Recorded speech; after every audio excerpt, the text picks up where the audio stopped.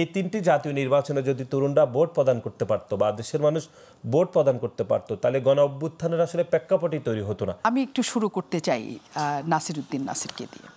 আজকে অনেকগুলি ঘটনা আপনার কাছে বলেছি, কোন ঘটনা আপনার কাছে আজকে উল্লেখযোগ্য ছিল? আপনাকে ধন্যবাদ জানাচ্ছি, আমাদের প্রিয় অগ্রজ শ্রদ্ধেয় বড় ভাই পুয়াদ ভাইকেও ধন্যবাদ জানাচ্ছি। ঘটনাবহুল সেটি হচ্ছে আজকে 5ই আগস্ট। গত বছরে এই দিনে আমরা ছাত্র জনতার সেই ঐতিহাসিক গণ অভ্যুত্থানের একটি সফল পরিণতি হয়েছে। 2000-এরও বেশি ছাত্র জনতার জীবনের বিনিময়ে আমরা খুনি হাসিনাকে দেশ থেকে বিতাড়িত করতে সক্ষম হয়েছি। সেই ধারাবাহিকতা আমি মনে করি যে আজকে যত ঘটনাই ঘটুক সেটি গত বছরের পরম্পরায় আসলে ঘটেছে। সুতরাং আজকের দিনে আমি শুরুতেই জুলাই এবং আগস্টে গত বছর যারা শহীদ হয়েছেন তাদেরকে আমি বিনম্র শ্রদ্ধায় স্মরণ করছি। একই সাথে আপনি জানেন যে এই জুলাই এবং আগস্টে প্রায় অনেকে বলছেন 30 থেকে 35 হাজার মানুষ যারা বিভিন্নভাবে যারা আহত হয়েছেন এবং 4000-এরও বেশি মানুষ দৃষ্টিশক্তি হারিয়েছেন, কেউ এক চোখে অথবা কেউ দুই চোখে। এর মধ্যে প্রায় আমরা দেখেছি একটি বেসরকারি গবেষণা সংস্থা তারা বলেছে প্রায় 750 মানুষ এমনভাবে দৃষ্টিশক্তি হারিয়েছেন যারা আর কখনোই আসলে চোখেই দেখবেন না।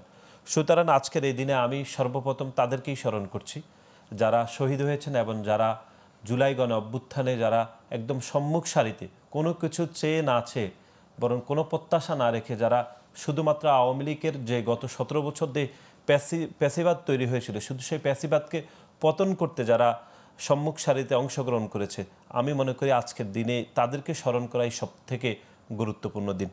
এবং একই সাথে আজকে জুলাইয়ের ঘোষণাপত্র হয়েছে, সেখানে গণপ্রজাতন্ত্রী বাংলাদেশ সরকারের প্রধান উপদেষ্টা তিনি ঘোষণাপত্র পাঠ করেছেন। আমরা সেই অনুষ্ঠানে ছিলাম, পুয়াদ ভাইও ছিলেন। আমি মনে করি এটি একটি ঐতিহাসিক ঘটনা।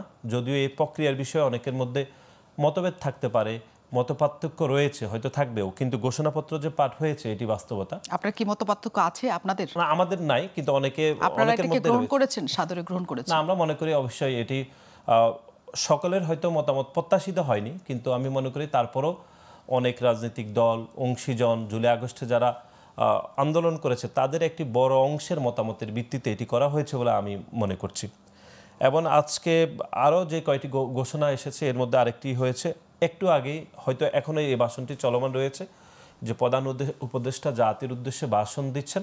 সে ভাষণে তিনি বলেছেন যে ফেব্রুয়ারির মধ্যে নির্বাচন হওয়ার জন্য তিনি নির্বাচন কমিশনকে তিনি চিঠি দিবেন। আমি মনে করি এটি একটি ইতিবাচক ঘটনা। এই জন্য ইতিবাচক বলছি, কারণ হচ্ছে বাংলাদেশে গত 17 বছরে 3টি জাতীয় নির্বাচন হয়েছে। আপনি জানেন 2014 সালের একটি বিনা ভোটের নির্বাচন, 2018 সালের একটি নিশিরাতের নির্বাচন এবং 2024 সালের একটি আমির নির্বাচন হয়েছিল। এবং বাংলাদেশের সেই 3টি জাতীয় নির্বাচনে বাংলাদেশের তরুণরা তাদের মতামতের ভিত্তিতে বাংলাদেশ প্রতিষ্ঠা করতে পারেনি। এই 3টি জাতীয় নির্বাচনে যদি তরুণরা ভোট প্রদান করতে পারতো বা দেশের মানুষ ভোট প্রদান করতে পারতো, তাহলে গণ অভ্যুত্থানের আসলে প্রেক্ষাপটই তৈরি হতো না। সুতরাং গণ অভ্যুত্থান তৈরি হয়েছে যে মানুষ তার মতামতের ভিত্তিতে তার সরকারকে প্রতিষ্ঠা করতে পারেনি, এবং যে সরকার প্রতিষ্ঠা হয়েছিল সেই সরকার জনগণের সরকার ছিল না। সেই জন্য সরকার গুম খুন করেছে, নির্যাতন করেছে এবং বাংলাদেশে একটি প্যাসিবাদ তৈরি করেছে। সুতরাং এই গণ অভ্যুত্থান পরবর্তী সময়ে মানুষের গণ আকাঙ্ক্ষার যে যতগুলো দাবি তৈরি হয়েছে তার মধ্যে অন্যতম দাবি হচ্ছে যে একটি জনগণের সরকার প্রতিষ্ঠা করতে হবে, যেটি 14, 18, 24 আমরা কোনোভাবেই করতে পারিনি, আমরা সে সরকার তৈরি করতে পারিনি। সুতরাং সেই জনগণের সরকার প্রতিষ্ঠা করার জন্য আজকে গণপ্রজাতন্ত্রী সরকারের প্রধান উপদেষ্টা তিনি বলেছেন যে ফেব্রুয়ারির মধ্যে তিনি একটি জনগণের সরকার প্রতিষ্ঠা করার জন্য একটি নির্বাচনের ব্যবস্থা করবেন। আমি মনে করি এটি অত্যন্ত ইতিবাচক এবং অত্যন্ত গুরুত্বপূর্ণ বিষয়।